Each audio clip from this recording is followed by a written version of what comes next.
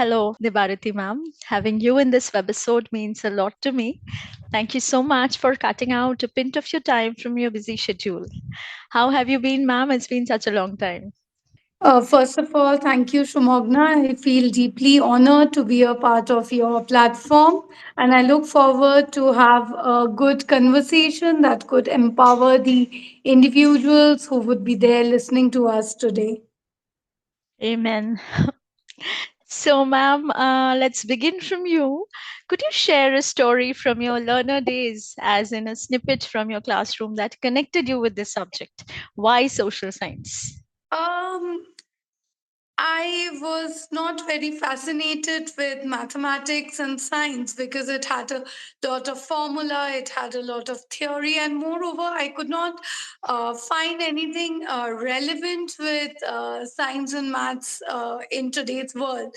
But when our social science teachers took our classes, she always tried to relate it with the current scenario and with whatever is happening around us, right? And we always say that our earth is not constant, it is changing its forms, right? Similarly, human beings are also changing, we are evolving. So with this notion, it engrossed a deep interest in me, wherein I decided to take forward the study, wherein I did my masters, I did my B.Ed, I did my M.Ed, and finally, I loved teaching this subject for the past 15 years of my life. Right. So this also tells us little about you. Could you just share a little more about you? Like, as far as I know, I have met you, dear audience. She is a brilliant teacher. We have been working together in Asian International School, and after I left, she was a congratulating coordinator. And the rest, if you could portray yourself to the viewers, ma'am. Okay, so a bit about me. I've been born and brought up in the capital city of India, which is Delhi. So I did my graduation, I did my master's, I did my B.Ed all from Delhi. I had the opportunity to teach in various schools like Amity International School and Sadhu Vaswani International School and Delhi Public School, RK Puram, which has nurtured and shaped me to the individual that I am today. Post my marriage, I moved to Pune. From Pune, I came to Calcutta. So it's a long journey wherein I've been traveling in and around the world and in India.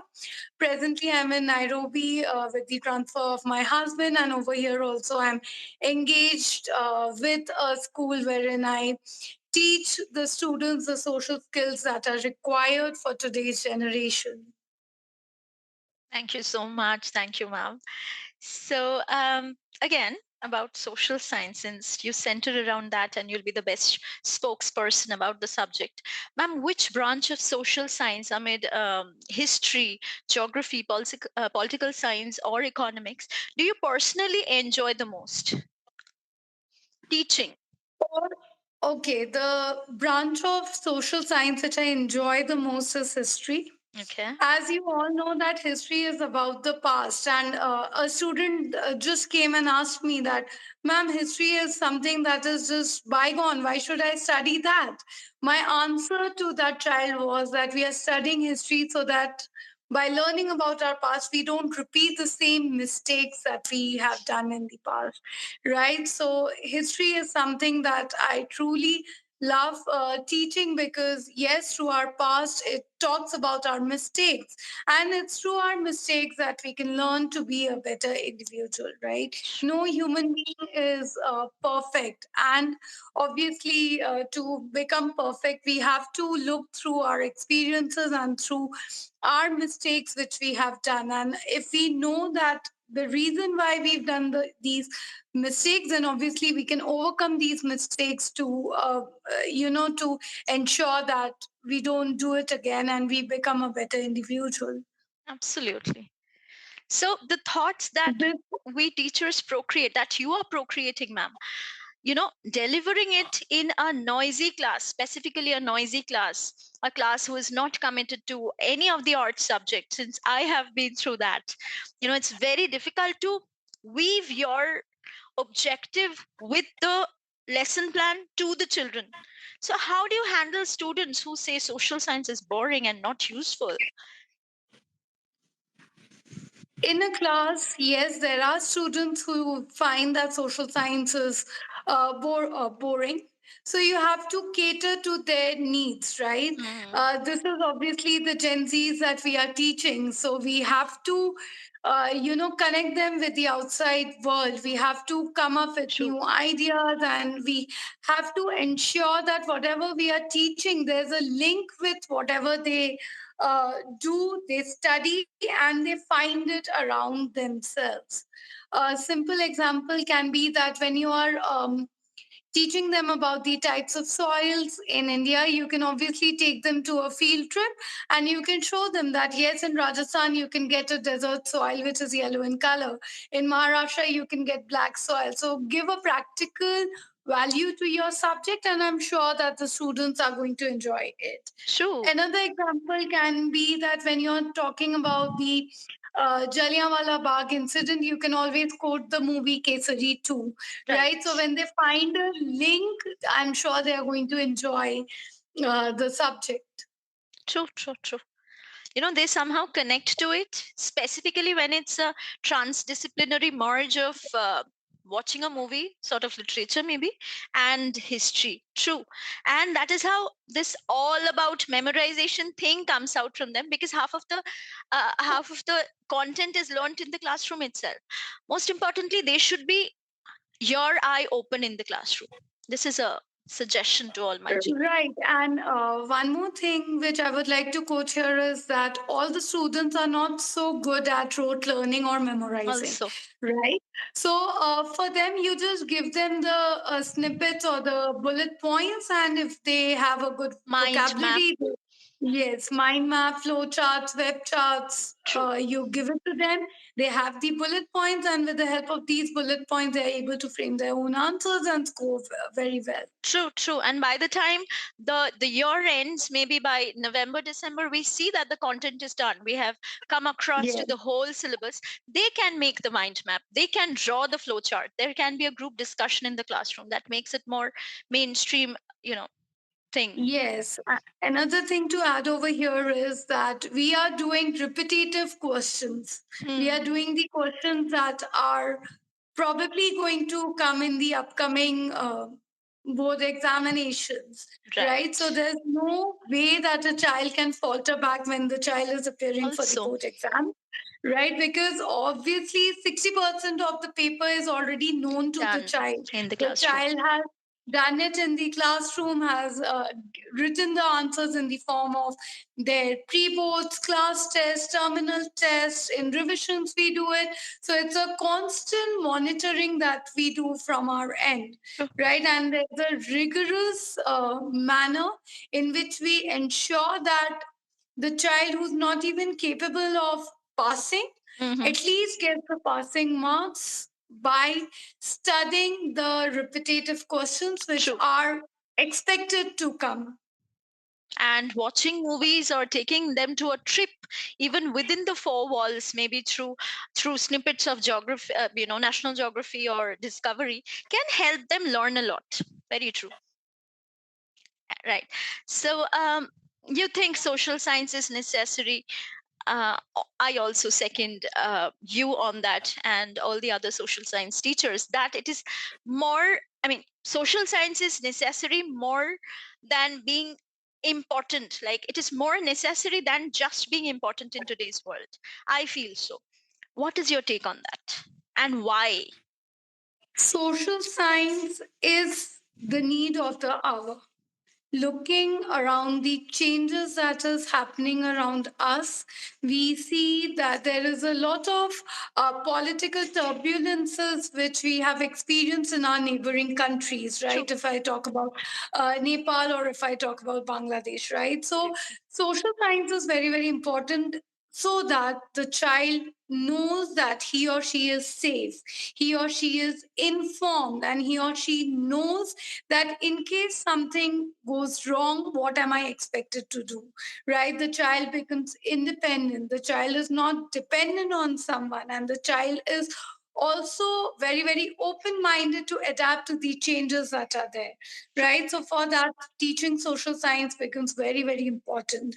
When I was young, rather than studying science and maths, I have realized that studying history, studying psychology, studying sociology, or any other subject of humanities has made me a better individual, right? Because Empathetic. obviously, I'm getting to learn about the various cultures, I'm getting to embrace the various cultures, I'm learning the mistakes that the others have done, and I will ensure that those mistakes are not being repeated, right? And obviously, as a True. teacher, it is our duty to generate informed citizens who would be the forefronts of the coming generations, right? Absolutely. So, for that, social science becomes very, very important.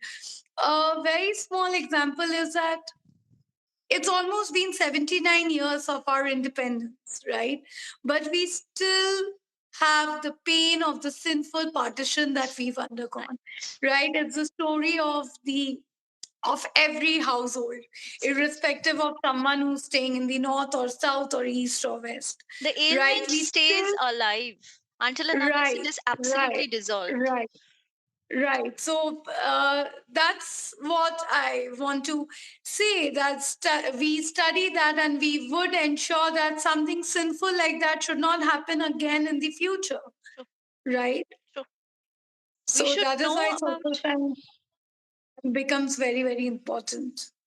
We should know about our periphery, our territory. I think we are from what we were, where we were. So we are concluding ourselves to the history of ourselves, the geography of ourselves. That tells us who we are, who we can be, who we have become.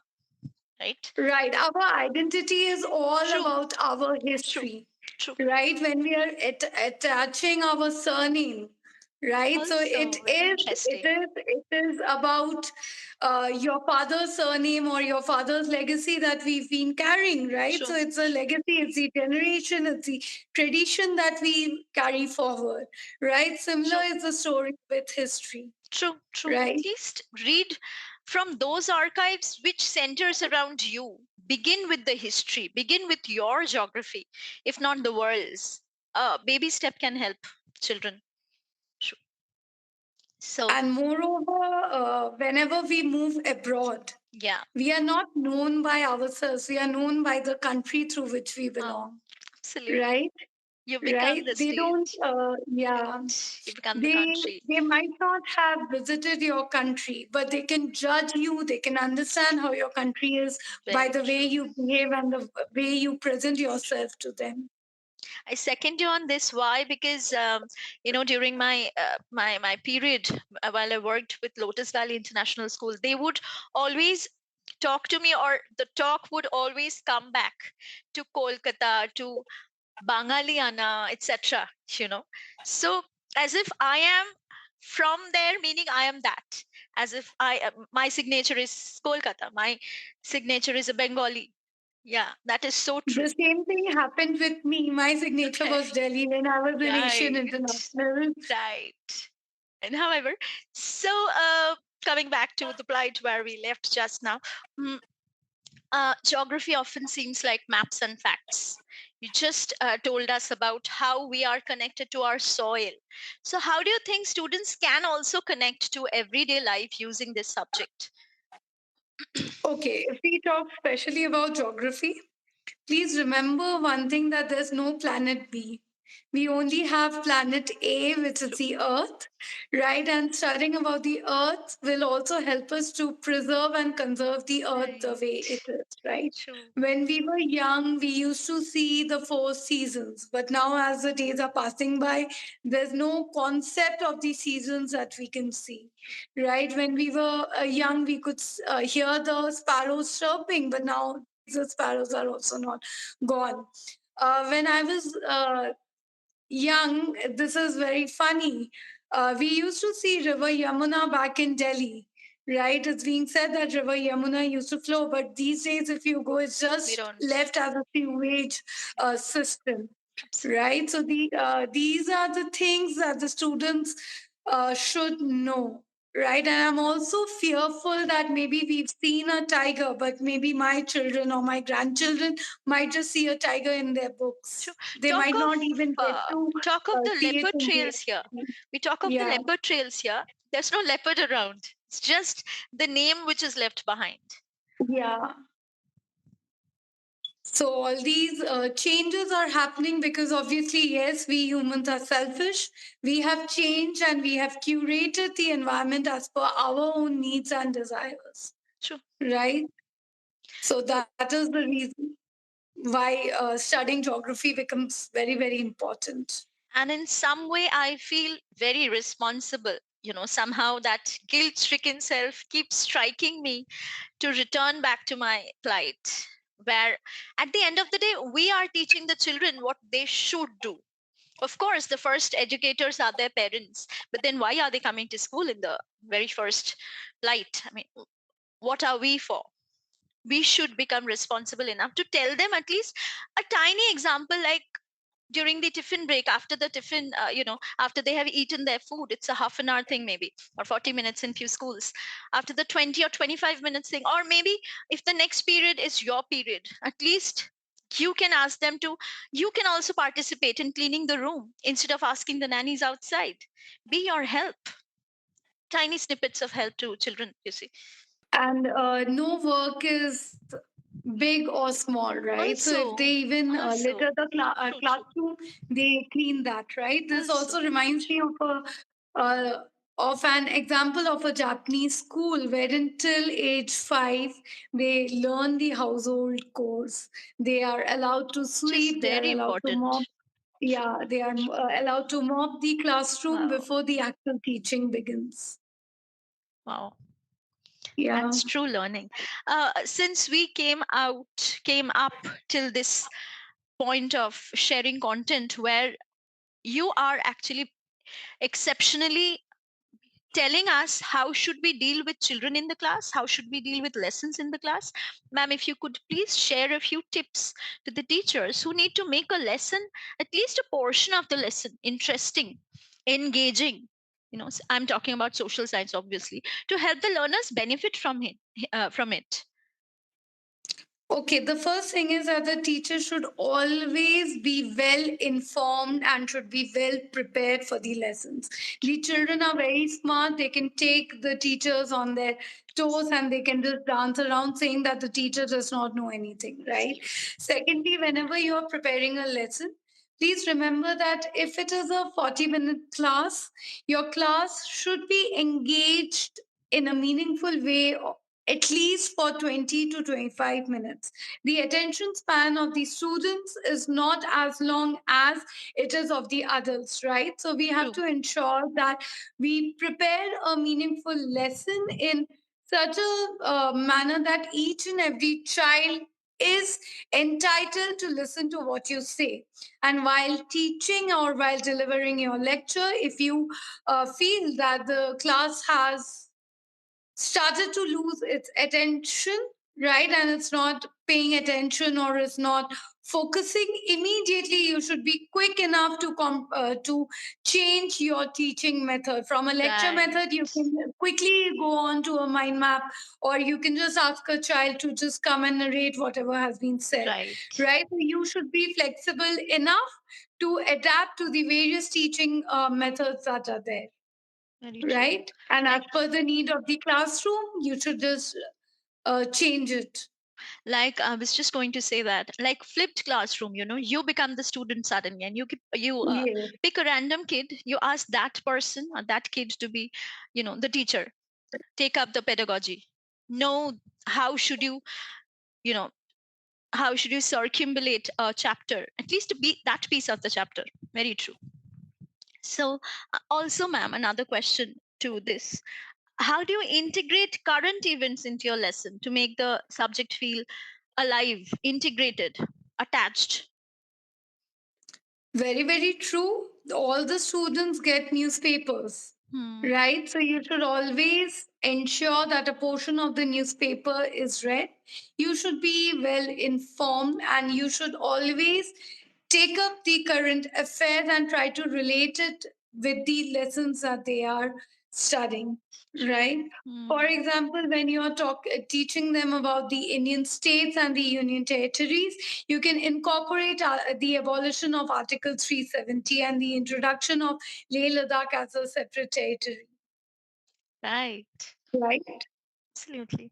So, as we have been examiners for board papers, you know a few tricks, of course, you do, that can help students score the most or maybe the highest. I mean, the toppers specifically. So, what tips would you want to share with them? First is your NCRT has to be your Bible. You should not skip a single line of the NCRT, whether it is a source based or a small box or a small information that has been given.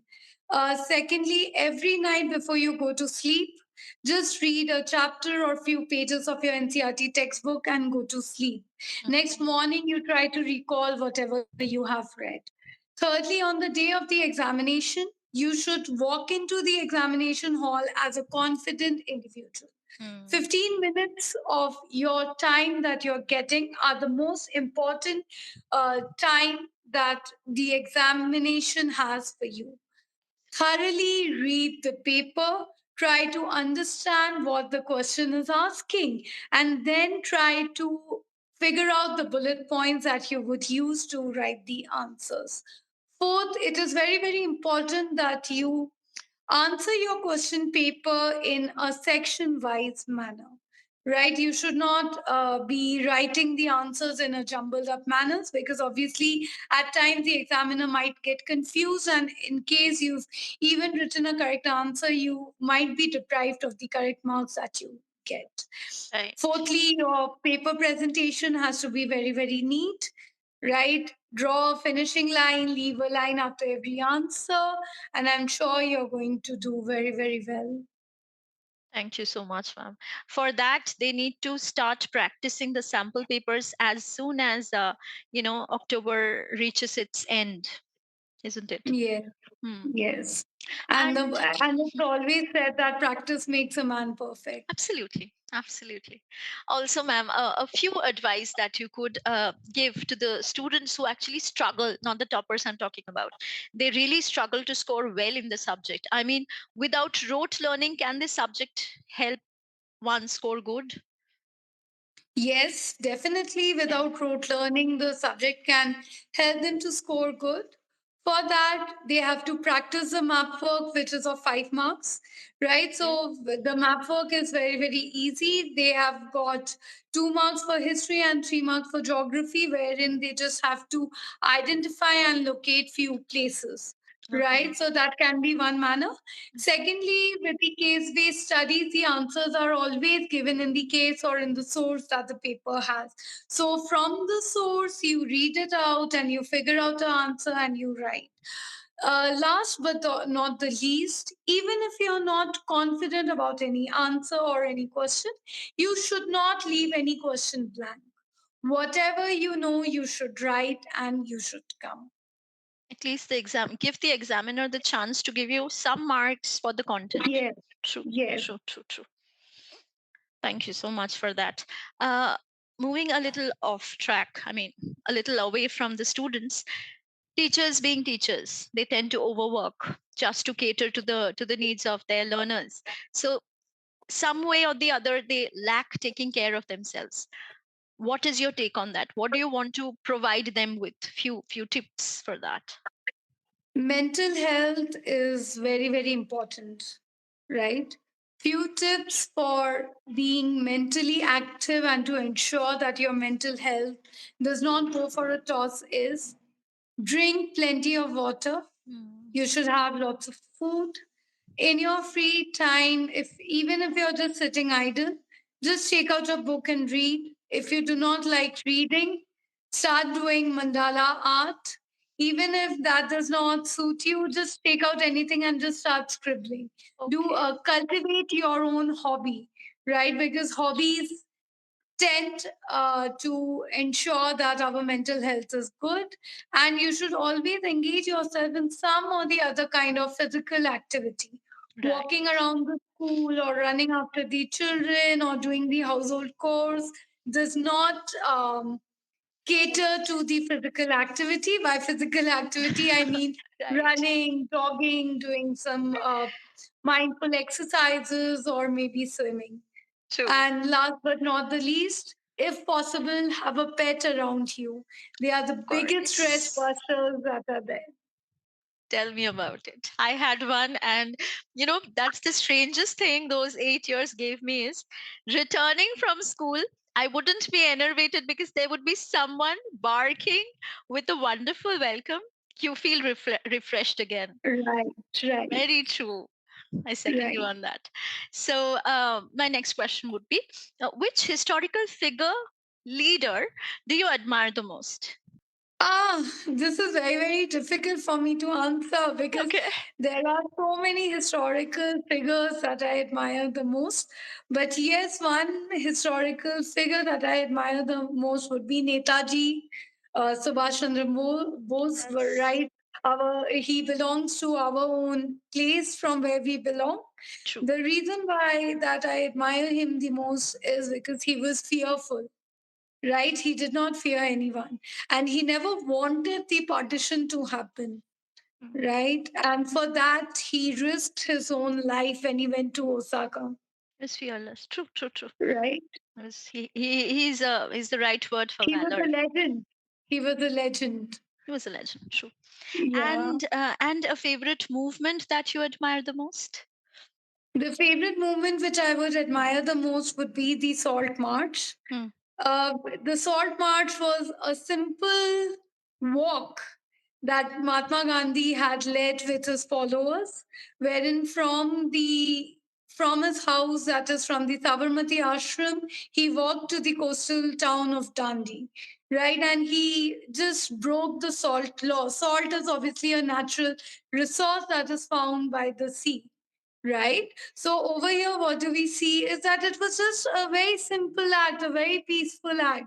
There was no violence, but this act shook the entire British nation. Right? After this act, Mahatma Gandhi was also invited to London to sign the Second Roundtable Conference, and over there he was also being, mocked as a half-naked king because of the way that he dresses up. Right. But still, with his humility and simplicity, he showed that we deserve our freedom. It's not only violence, it's not only about killing the people, but with simple acts of peace, simple acts of non-violence, with simple acts of satyagraha, we can achieve what we want.